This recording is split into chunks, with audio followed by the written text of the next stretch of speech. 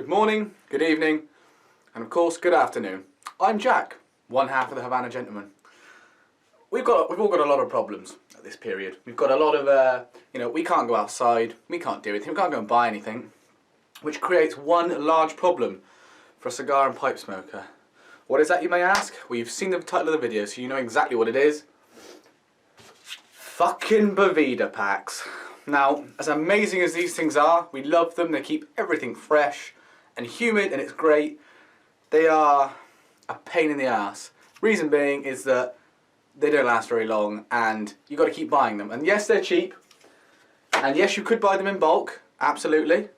But do you really want to sit there and think that I just spent £30 on an equitable temperature for my cigars? Of course you fucking don't. So, I'm here today to show you a cheap and easy way to make a Boveda pack or one of these packs or a miniature pack without even leaving your house. Now you might think, wow, that's amazing, it basically costs nothing. You'd be right. It's a trick of the trade. And it's something I was taught and I think it's an absolutely amazing trick and I'm going to show you how to do it. And it consists of everything you'd more than likely have just sat around your house. So I'm going to cut to my little bits that I filmed and enjoy.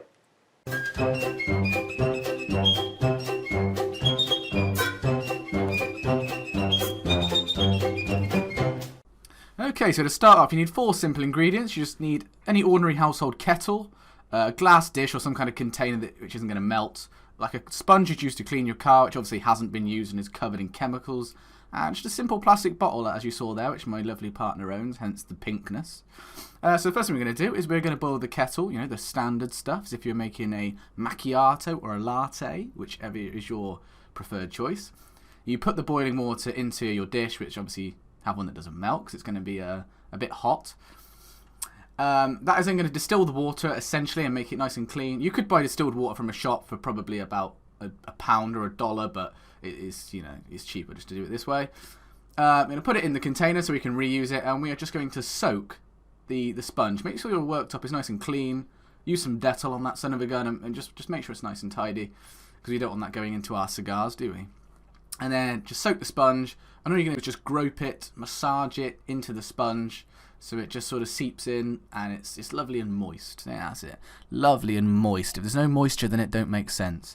So we're then going to put it in our humidor, which doesn't matter how big yours is. If you only got a little small one, then just cut it into a little square and use a tiny sponge. It doesn't make any odds, but this thing is massive. It's about the same size as me, so I'm going to use a big sponge.